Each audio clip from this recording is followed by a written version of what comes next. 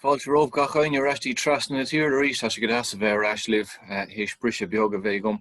Ha míid an so le seandálí Catryn Power a nocht agus tá lécht an céad sco eile a gcuindíomh.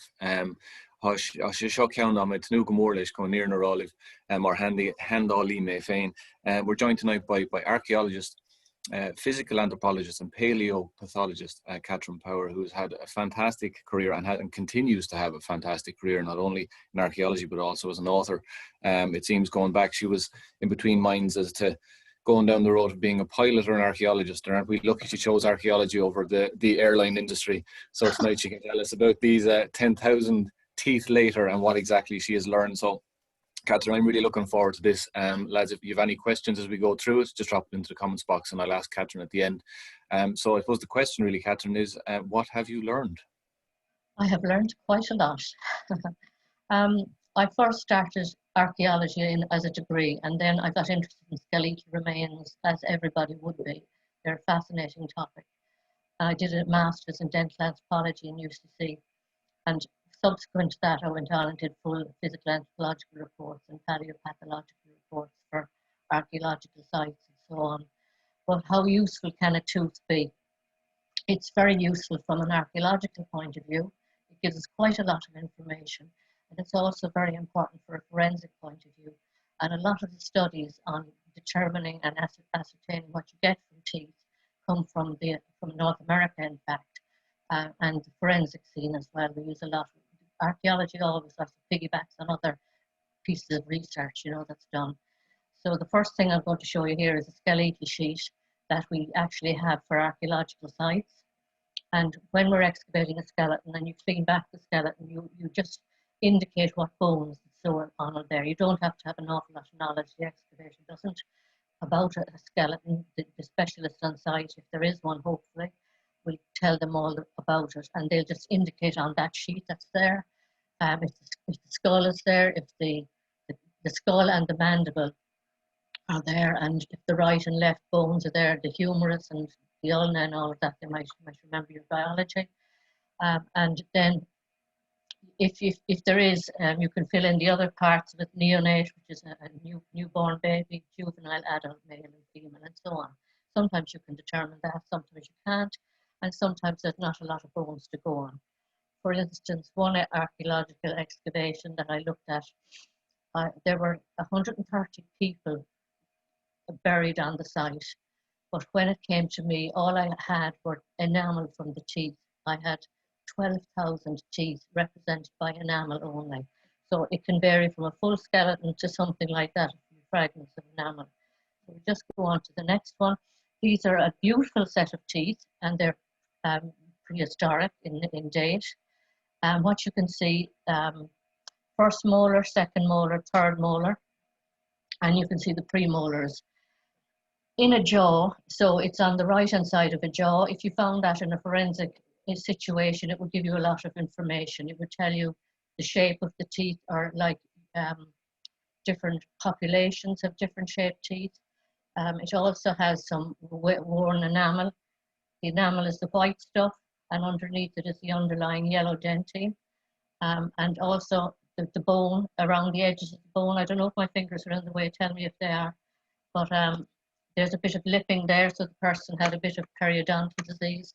And it had a full set of teeth in that part of the jaw. And it tells you that the teeth are up since the age of 2.5, 6 and 13. And 18 teeth have erupted and they're fully set in the jaw. So that gives you an awful lot of information just from those 5 teeth in that piece of jaw. And it tells us more as well. And this is a skull with the lower jaw, and the maxillae are also called a jaw. The upper jaws are called also, and all the other bones to do with the skull.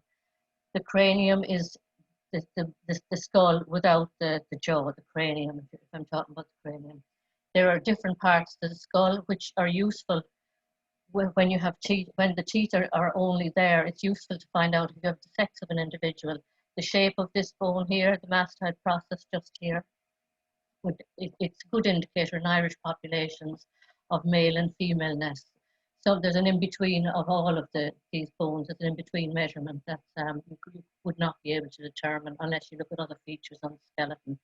Again, the mandible here can be very square, and it's usually a male when it's very square. If it's rounded and very soft lines, it's a female. And again, the same with the forehead, the frontal bone. So if you the more you have, the more information you can get. And that one has a fine set of teeth. We have 32 teeth in our permanent dentition. In each quadrant, you have 8, 16, and 16. And in the juvenile mouth, you have 20 teeth. Milk teeth, deciduous teeth, they're called. You can actually have a combination of permanent teeth and milk teeth when in a certain age, in the middle of the juvenile years, you can have some permanent teeth left, like a premolar. Some of the premolars might be left at the age of 13, 11 to 13, and you'd still have milk teeth as well. So you could have more than 30 teeth in your mouth at the one time. Bet you didn't know that.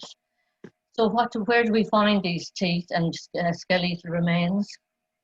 This is a typical excavation in Ireland, a wet condition, rotting the bone, acidity rotting the bone.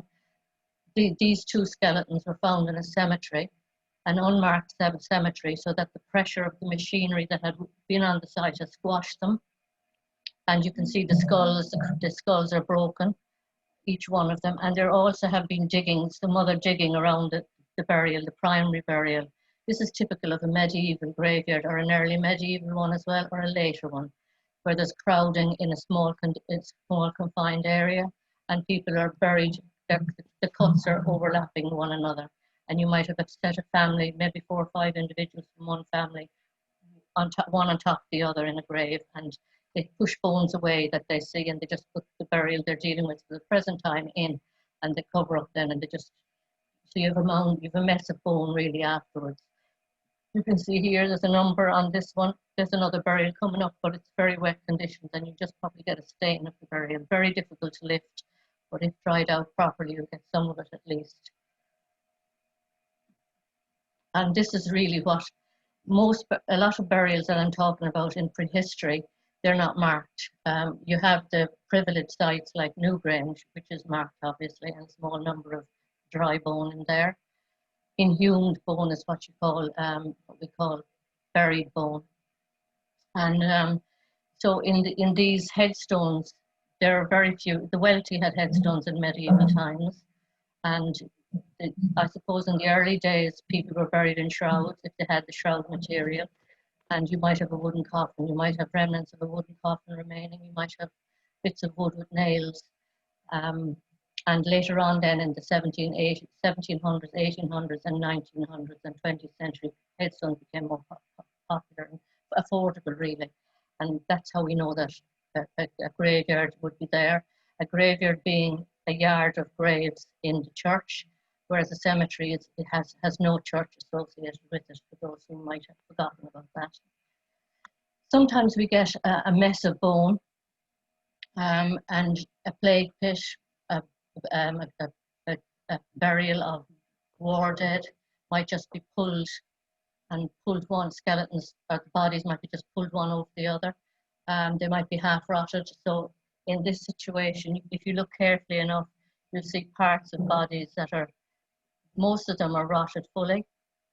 You can see a long set of long bones there, a set of long bones there. You can see the vertebrae there, a curved vertebra, and you can see partial bodies up here. This is a mess of a pit of bodies in a North American site where the burials were, oh, excuse me, my cat is in the way, sorry. But the burials were placed, they were prayed for, and they had a ceremony every 2 to 3 years, no matter what condition the bodies of people who had died were in. Some of them were complete corpses, others were disarticulated bones. They had this completely disarticulated and rotted, the ligaments had rotted, and so on. So that's what you get in a situation like that. Again, careful excavation, you can get quite a lot of information out of that. There was 2 of these ossuaries in North America, one in Maryland, and they had we were able to tell the history of the site, before or after the occupation by the Europeans. Then again, another set of conditions that you can get teeth and bones in.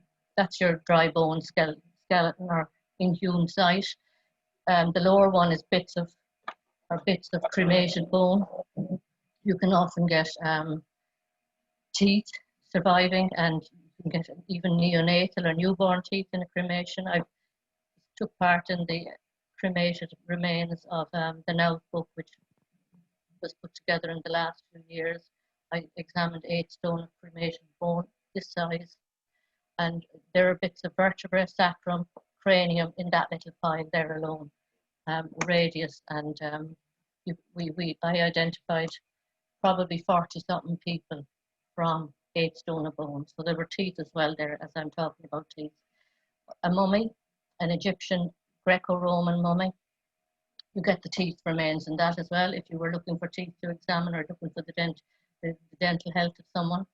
This is a freeze-dried mummy from Greenland.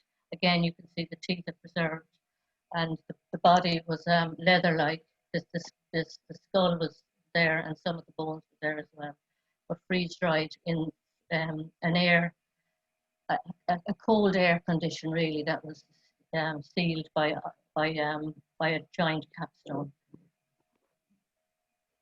And this is just typical of what we'd be looking for in a set of dental remains. A square jaw, possibly male, erupting teeth. If you see at the back here, there are little teeth, enamel sticking out, and they're the erupting. Well, the fully formed crowns of the wisdom teeth, the lower wisdom teeth. Now, they may never erupt, but the bone is breaking away from them at the time of death, so they might have erupted if the person lived long enough. You can see some crowding here in the front. There's some premolars, and they're crowded in that the genetics you inherit, with your genetics, you inherit teeth from one of your parents, as far as I know, and the jaws from another. So that sometimes, I'm not sure if that's correct, but anyway, there can be crowding in the front or any part of the jaws, and there isn't enough room there for all of those teeth. And in modern dentistry, you'd have that looked after. You'd have 1 or 2 of them taken out to compensate for the small jaw that you have.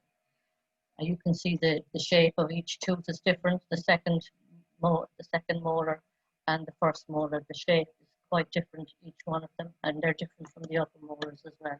Each tooth, the right and left of the lower jaws and upper jaws, they're each quite different, so it's easy to get to identify them. And this is just an example. The buccal surface of something is the cheek surface. It's side near the lips and the cheek, and that's the lower molar. The lower molars generally have two roots. First molar, these are all lower molars. The first molar, you can see there's another little cusp here, little cusplet, and here there's a crucifix, 4 cusps, 1, 2, 3, and 4, with little ridges, and all of these. And here again, the third pair of third molars, you can see the right and left. You can see they're quite different. They're mirror images of one another, of course. And similarly for the upper molars, teeth are very useful from a forensic anthropological point of view. Different populations have different shaped, slightly different shaped teeth. So you could suggest in a forensic situation, I have done some forensic work myself, and it has helped identify the population a person might have come from. Also, from our history, our long prehistory, and where our origins came from, shape of teeth is very useful from a physical anthropological point of view, in that some shapes that I've identified in Irish teeth, I have suggested that they have an association with Eastern Asian populations, which is what I think the DNA evidence is coming up with nowadays anyway. But our dental anthropology in America, it's very popular, but it's not as popular yet in Ireland. I've been advocating it for years, but anyway, nobody's listening to me. Maybe tonight there'll be somebody start doing some new research on it. There is a bit of research, but very little in Ireland. Then, so we have the shape of the teeth, we have the sex of the person if possible, and then we have the age, if we can age the person.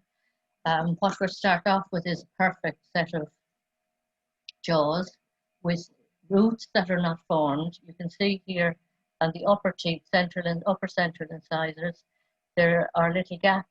There's no point to the roots, so they're not formed yet.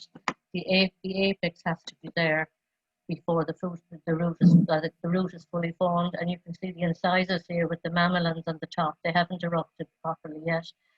You'd know that they were erupted if this was an archaeological example, because the mamelons would not be there. They'd be worn a little bit. There'd be facets of wear on them, and you can see here that the roots are still not formed there. They're just coming up, and as the roots grow and form an apex at the bottom, the teeth will erupt.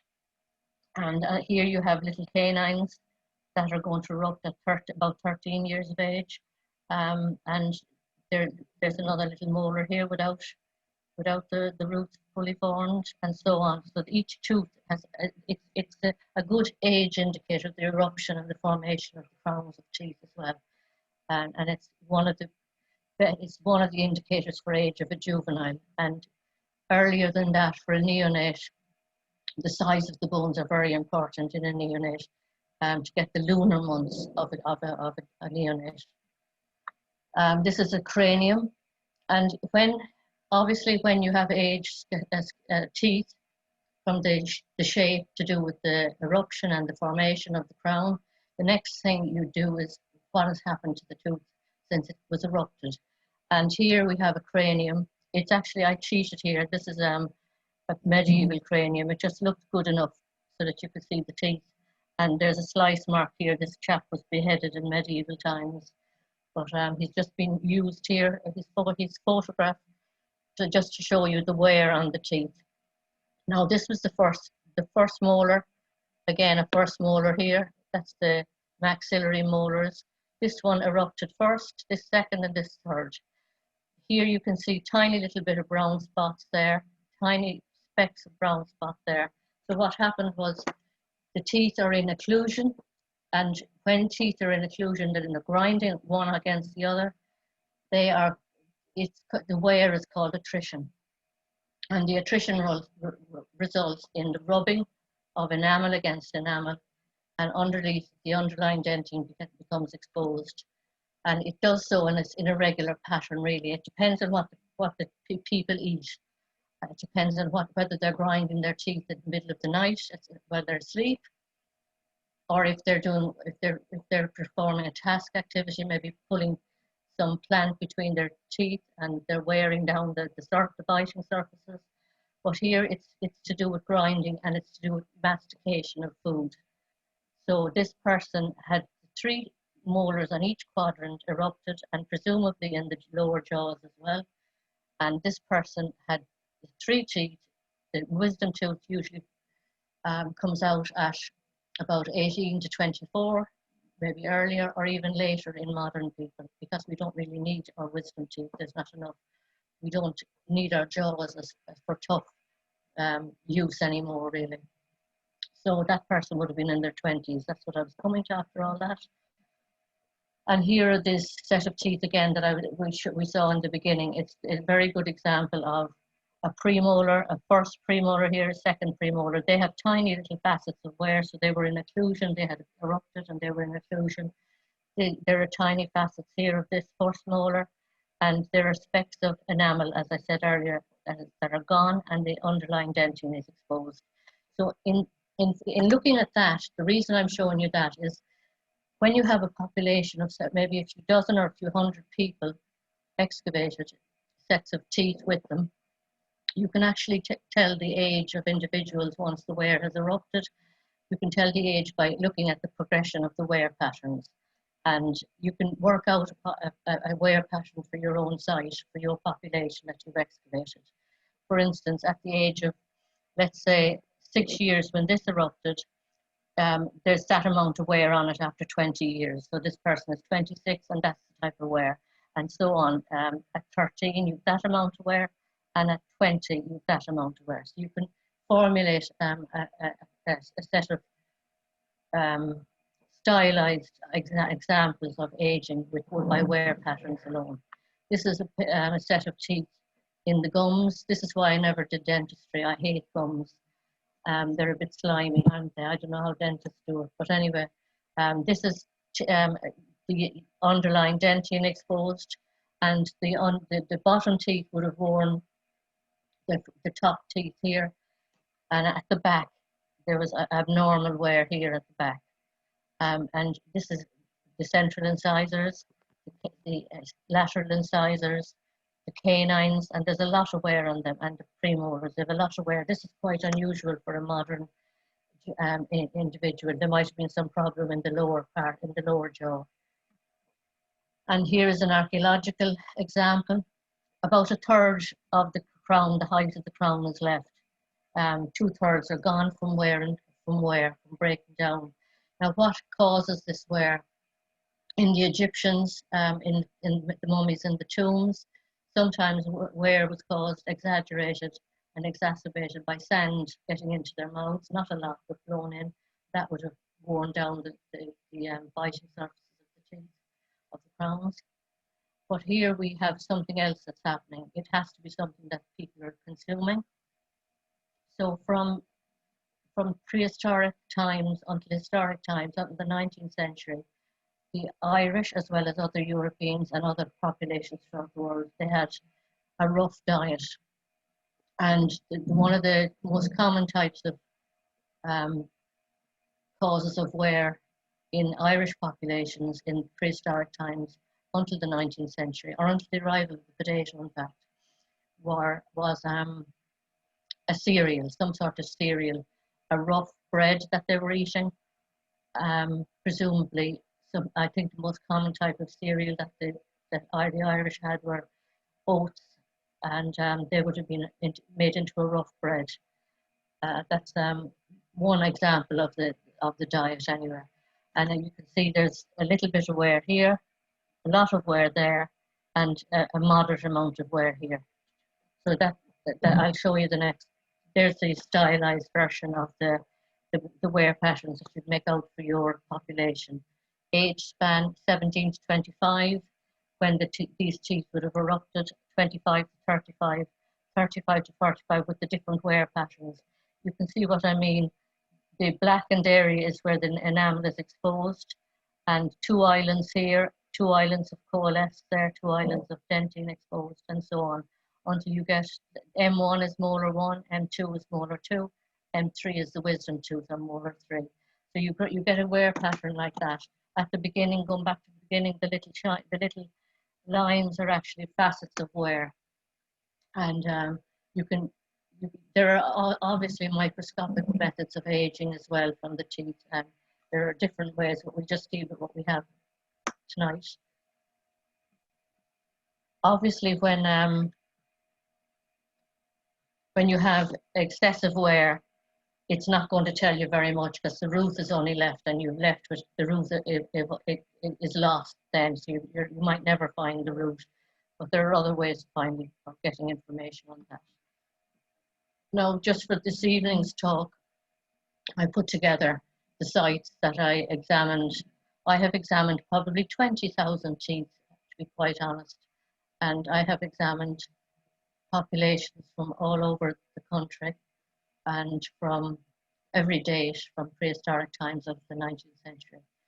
The Neolithic populations they're mainly single and double burials. They're not. Paul Nabrone is included in that. Fornox, some burials from Fornox were included as well. Ashley Park and a few others as well. And it just shows you the number of teeth that I examined in my reports. From the Neolithic and the Bronze Age, I had 675 included, just for this set of topics, really, just to explain about teeth and so on. And I have much more than that examined, obviously, but that will keep us busy for the evening. Now, what the wear on, just going through the wear that was on the teeth, the attrition. There are different types of wear. We go into another type of wear later on called abrasion. And erosion is another type of wear that you get from drinking fizzy drinks. It's a modern problem. What can I tell about the diet of people with attrition like that? Well, as I said, they're consuming cereals that are rough and abrasive, made into a bread, something like this, water and the ground down cereal. And here we have a picture of some cereal. Before that, in Mesolithic times, we have some remains of Mesolithic date, some teeth that are probably Mesolithic. Plants would still have been part of the diet, maybe rough as well from meat. And it depends on how they would have had the meat, what processing they would have had. And then from Neolithic times on, there was more grains included in the diet. Wheat was introduced, as well as the barley would have been there. Rye would have also been included in the diet. The types of, and I'll just go on to the next slide. What kind of meat did they eat? Pig was probably quite common. Wild boar would have been common. Pig would have been common, especially until modern times, really, and even still, it's an important part of the Irish economy. And pork would have been quite common. A very good reference for the diet in Ireland up to the potato is A.T. Lucas' book called, his article called Irish Food for the Potato. I don't know if you've seen that, but it's a wonderful piece of literature. And it tells you all about basically which meats were important in Ireland in prehistoric and historic times. The pig was the most common that was eaten, and it was salted obviously for the winter. What wasn't very common was beef. The Irish didn't have a high regard for it when they were for eating beef. They would have used beef for as a draft animal, really, and it was for its milk products. And it lasts until today, actually, the cream and milk industry and cheese industry. They would have had whey, curds, cream cheese, and different types of hard cheeses as well. And like today, we have a huge economy in cheeses going back to, if you think about it, it goes back to Neolithic times, really. So that's 4,000 or 5,000 years of cheese productivity and milk industry. And the cows were highly revered, as we know from literature, from different literature.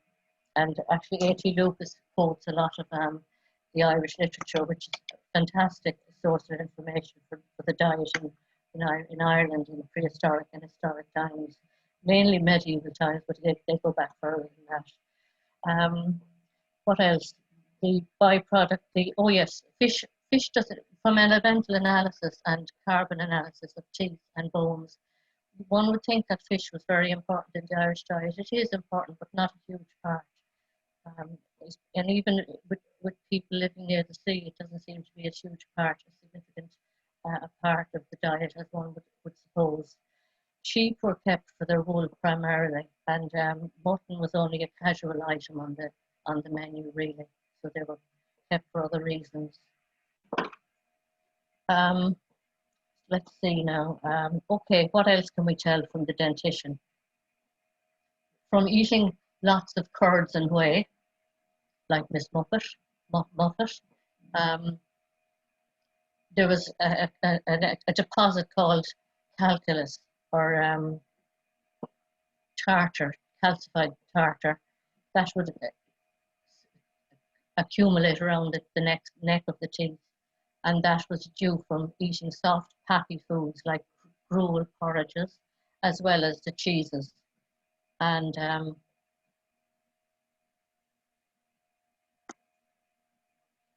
what the calculus did, there isn't any, I haven't any calculus there to show you, but I have in another slide later on. I just have to take a bit of water. Thank you.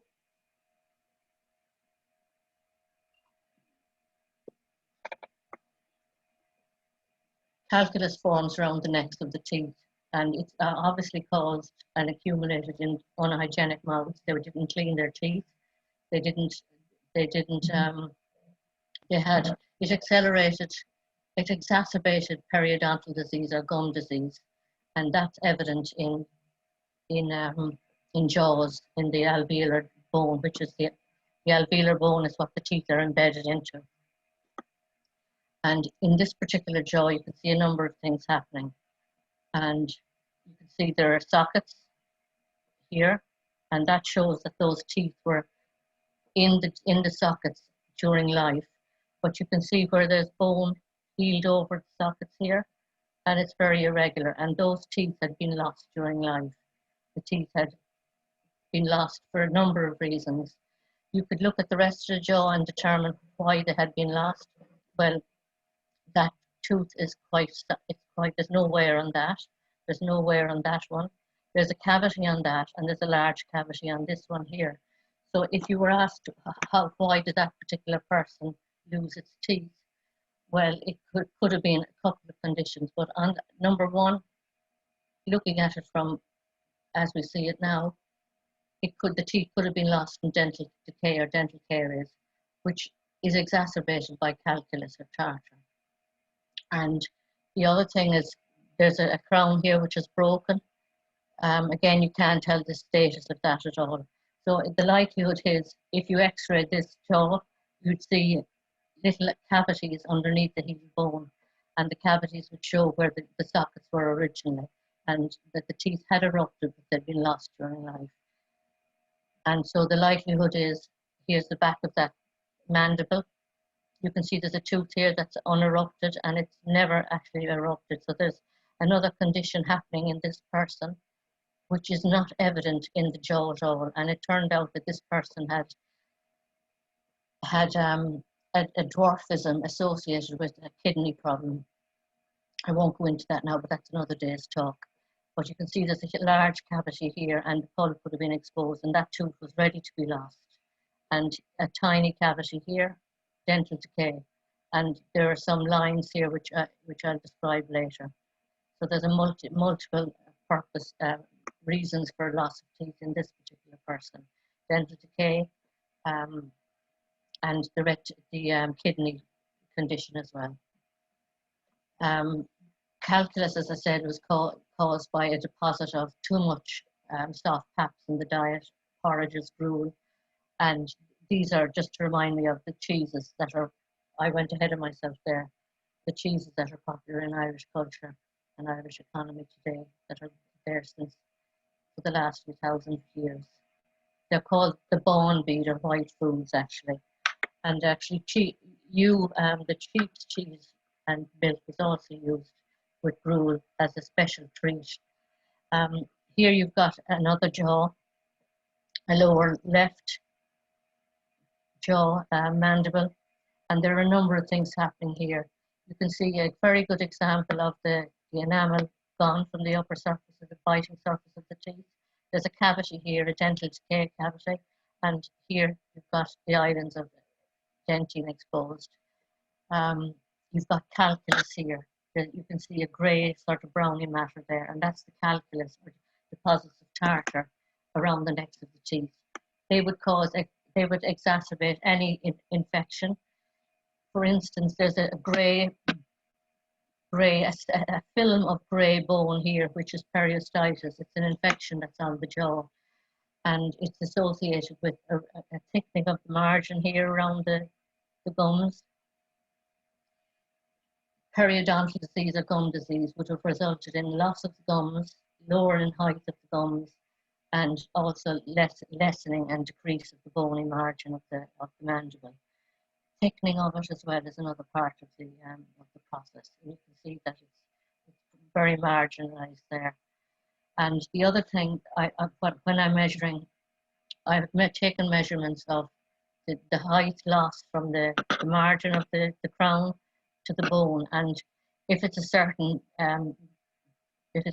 distance, then you do have periodontal disease. For instance, if you have 2.5 or 3 millimeters in loss, then you have periodontal disease in that particular jaw. And I've done that for all the jaws that I've found associated with teeth. and it's been quite an important survey, if you like.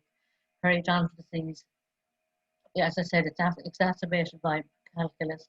It's also caused by microorganisms in the mouth, and it's quite popular in as you get older in modern times. It becomes popular. In prehistoric and historic modes, it was present because you had conditions that were conducive for it to develop earlier than in old age, or it got worse with old age. So dental decay, dental caries is another condition, it's an infection caused by some sugars in the diet. Now, what sugars did they have in the prehistoric diet?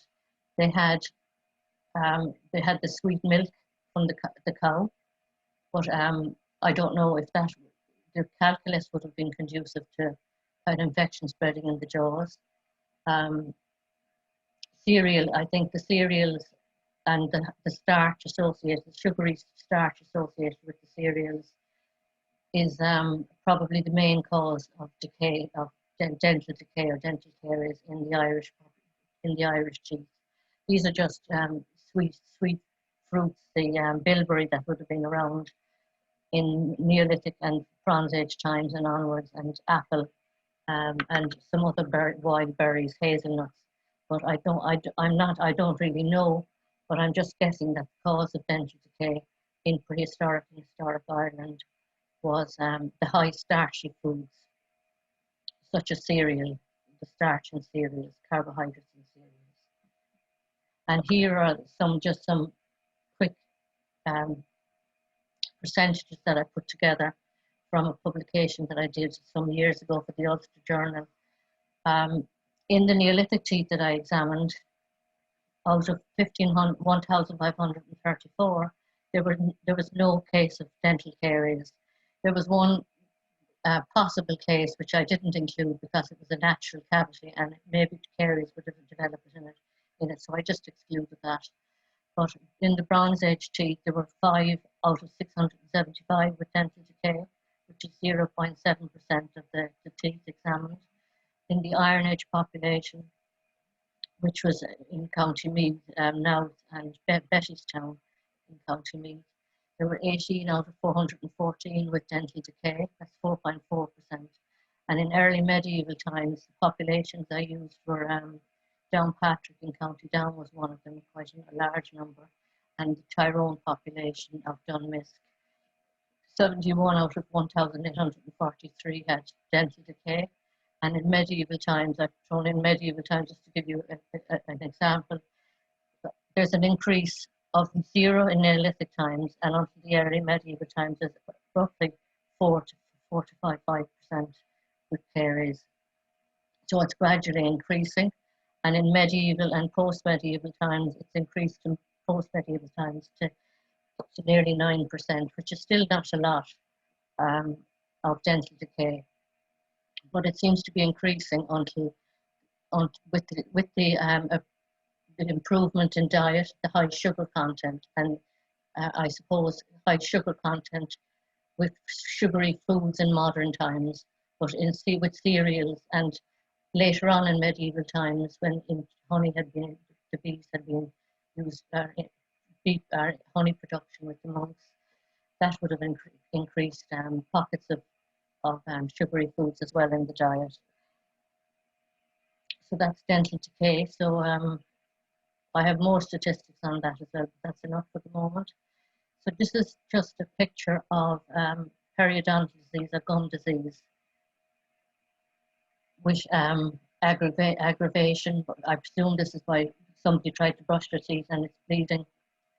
And there's a loss, the beginnings of the loss of the gums, the height of the gums. And when the gums are lost in periodontal disease, as I said earlier, the bone is decreased as well, and the ligaments that are tying the teeth into the jaw are lost also, and you get loss of teeth. And this is just a stylized picture of what's happening. The two teeth, the contact area between the teeth, and the height then measured from here to there. The root and the cemento enamel margin here, And so you get a distance, as I said earlier, between 2 to 3 millimeters would be the beginnings of periodontal disease. And it's a good way, if you have the jaws, the bony material with the teeth, you can work that out. Then the other type of misfortune to befall anybody with teeth, and in particular in prehistoric times and historic times, are abscesses. Again, an abscess is, there's a healthy tooth there with the pulp, you've got the crown, the enamel, the underlying dentine, and the root and the pulp. The pulp is here, the heart of the tooth. This is a healthy tooth, and you can see the gum margin here and the bony margin there. The red part here is infection, and with infection, if it's left go, you have an abscess, which is a pile of pus at the base, at the apex of the tooth. And with pre-antibiotic days, if an abscess got into the rest of the system, one could die. So it was quite a serious situation in pre-1940s, pre-World War II, I would say. And how in archaeological material, you can see an abscess quite clearly. And I'll show you an example in the next slide.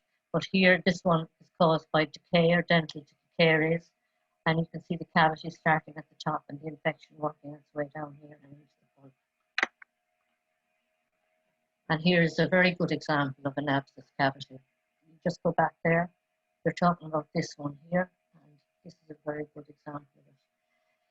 So you have an abscess cavity, a cyst of pus really, or necrotic bone, and you can see the grey film of bone here is periostitis, so there's infection on the bone as well.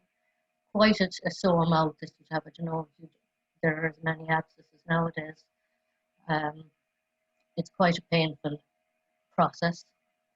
And the reason why this person had an abscess is because the crown is lost here.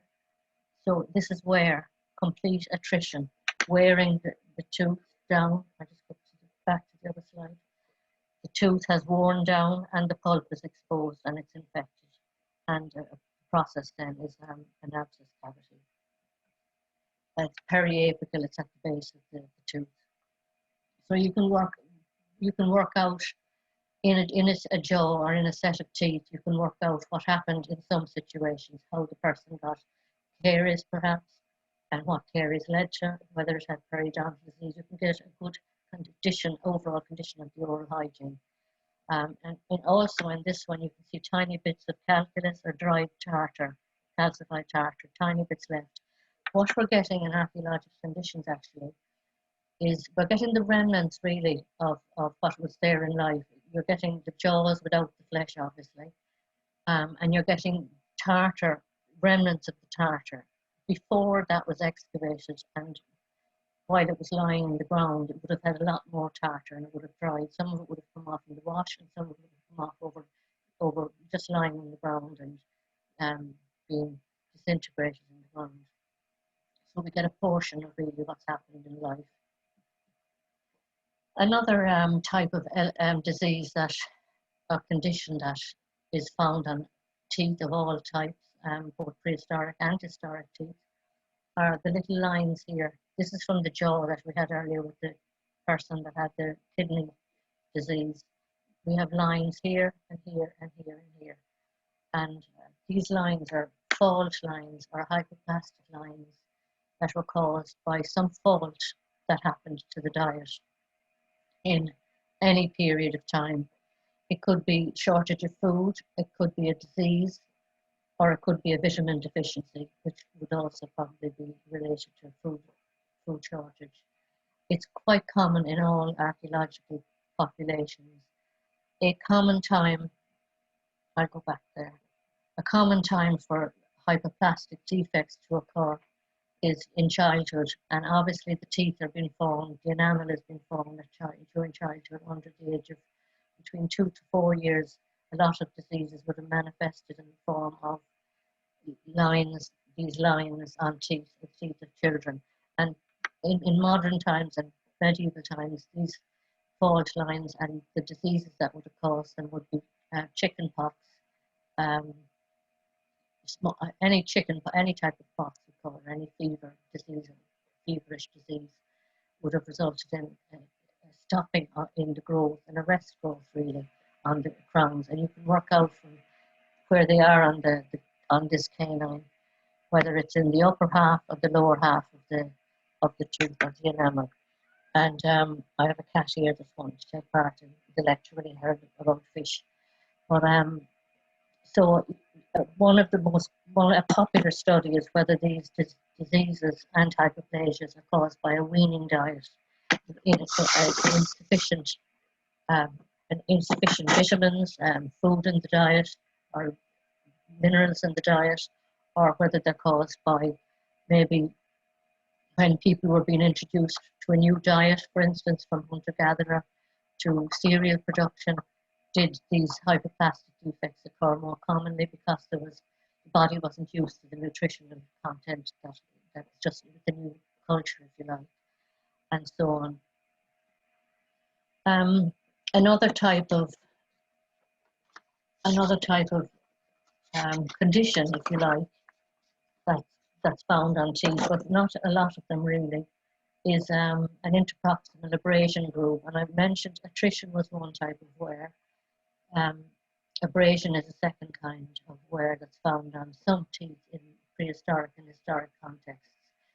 You can see the roof. The tooth is upside down. It's an upper molar. The enamel here, and there's a groove here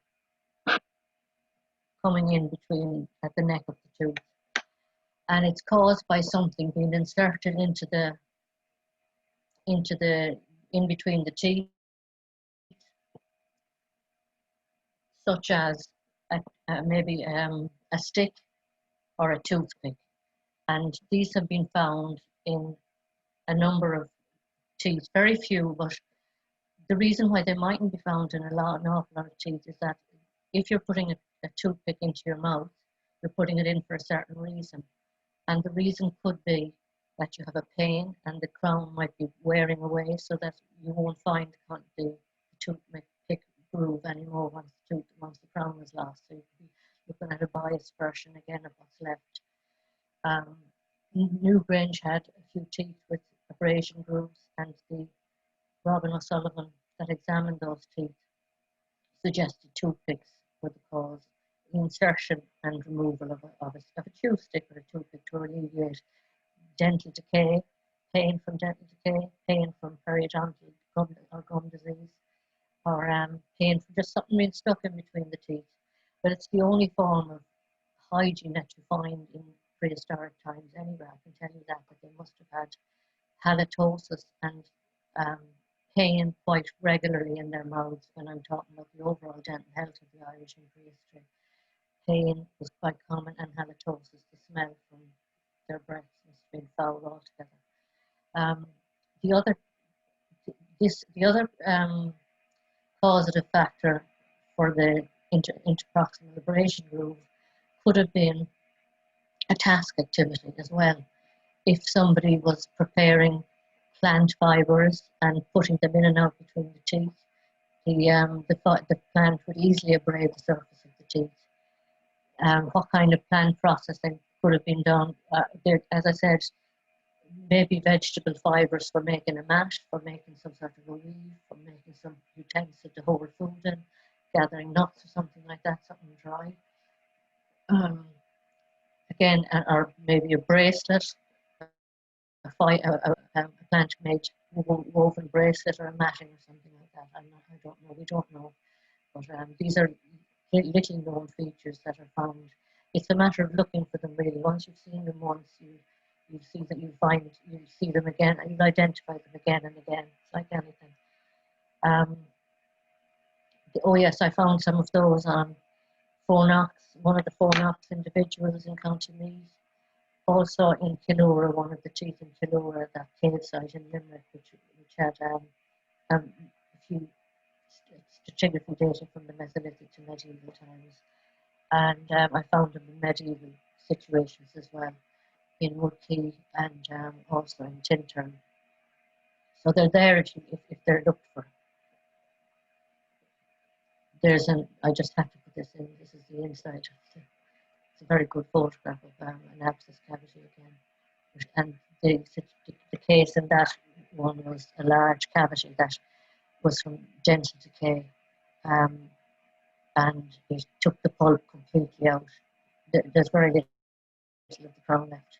There's a shell of enamel and the abscess cavity around at the base. That's the chew pick. Oh yes, I know now why I had that in. That's just why would you put a chew stick or a toothpick into your mouth and to poke at this, I suppose, if you'd pay palliative care, really, if you like. And this is a chew stick or a toothpick that would have been used, a wooden item that's pushed in and out between the teeth. And this is one that I looked at under a microscope. You can see the striations of the insertion marks, the grooves that were made by one of these toothpicks. You can see the striations all the way through. This is in the one groove, and it's in a scanning electron micrograph of these teeth, which myself and Robin O'Sullivan, who's now a professor in Bahrain, he was my supervisor who helped me do my dental anthropology masters. It was a matter of learning yourself in those days, with help from the anatomy department. We had no courses in those days for a lot of things, the self-help. Other aspects of tooth, I'm just looking at the time there, mindful of the time. Other aspects that are significant, if you like, could be significant, are the shape of teeth. There's a little cusp here, it's a little cusplet or a tubercle. It's called the Cusp of Caravelli. And again, if these are, the morphology of different populations varies, and some populations have no Cusp of Caravelli and others do, a small percentage do. And it helps chart the progress of populations from around the world in some situations, in some cases. Like this next one again, this tooth, I should thank Robin for these slides. These are one of his slides. There's a little dripping of enamel there, and that's an interparticular extension of enamel, which I have recorded in populations throughout Ireland. But in Rathlin Island, in the Bronze Age group there, I found there were more of them than I had seen in a small number of people than was regular than I had seen in other populations in Ireland. And I suggested that this particular feature might well be a feature that is common to Asiatic populations, but a lot more study has to be done with these in the Irish context. And there's another little feature here, it's an enamel pearl. And again, what significance do they have? Again, different features. The interparticular extension of enamel is different. It's a dripping of enamel, whereas this is a separate pearl. And the morphology of teeth is very important. There's a whole wide world of morphology in the shape of teeth to be studied, really, and very little of it is done in Ireland. I'll just go back to that. So in summing up, what I can say is I found a lot out about the Irish dentistry or dental health in prehistory. Mainly, it's like it had a different than today in many respects. Attrition is completely different. We don't have as much attrition anymore, but they still had pain from dental decay, periodontal disease, calculus irritating the gums, and more than likely halitosis with all of that, what was going on in their smelly mouths, if you like. And some people decided to use a chew stick or a toothpick to alleviate pain. Most of them didn't. They put up with it. You hear of different, in medieval times, you hear of people using soot for cleaning their teeth and cloth, but I don't think a lot of people did. And at least it's probably just when you're looking at the past population, just think of the sorry state of their teeth. But I suppose they were lucky to have a lot of them left. And I think that's all I have to say, really. I can go on. It's about 9 o'clock now, isn't it? Can you hear me? Yes, absolutely, Catryn. Yeah. That was absolutely fascinating. I really thoroughly enjoyed that. I ran out of sleep there earlier on because I can't see you, see, so I'm talking. No, I know. That's the strange thing about this, is that you don't know if you're actually speaking to anyone, or you're just talking to your cat. But no, we all heard you and we all enjoyed it very much. I can guarantee that. Like it's one of those things. I mean, you focus on it. I mean, you said a few times there's other conversations we could have another day, and I can tell you from Trastan Atira's point of view, you're more than welcome to come back and have them here, because that was enthralling. It really was, and I think you probably have been before, but I remember speaking to you on site years and years ago, and again, it was just teeth that was left. There was nothing but teeth left in any of the grave cuts. And I remember thinking that day when you spoke, just the insight that you're gaining from this record, and also the contribution that you've made to the archaeological record of the country. And I think, if you know, you've been congratulated for that probably previously, but I definitely think you're due another congratulations tonight. Oh, thanks a million. Thank you so much. That's great. Honestly, I mean, it's you know, you speak of future research, but my God, what a base they have to go from when you see 20,000 teeth. I mean, that's an incredible amount of information, and especially from the point of view of Irish in prehistory. I mean, we consider ourselves as an island nation, but like you're saying there, you're starting to see trends in terms of East Asian kind of influences here and there in different populations in different countries.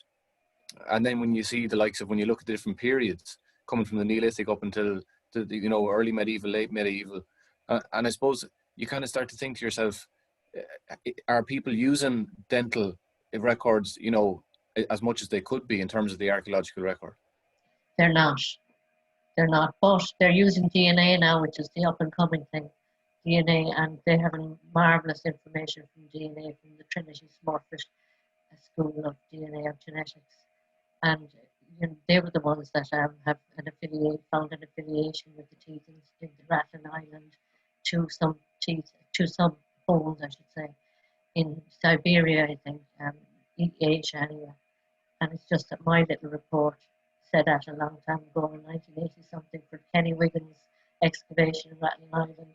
There was a paragraph at the end to suggest that anyway. From teeth. You're ahead of your time, Catryn. I think there you're playing it down. I'll tell you, there's loads of people they're saying so many lovely things about it. We've comments all over the place here. I'll read a few of them out to you.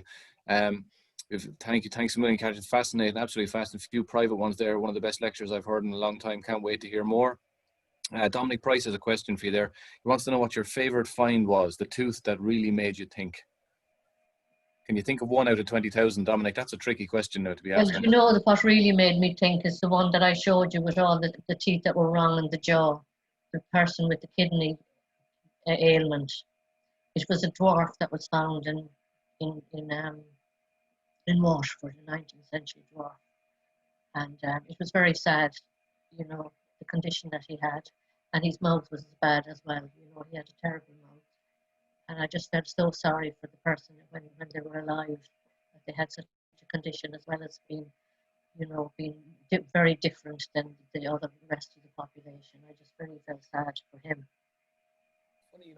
Funny you say that's very sad, because it's something that I've discussed with other archaeologists, and some of them don't get it. But I always found when I was excavating burials, I found it almost impossible not to try and put an identity on the person.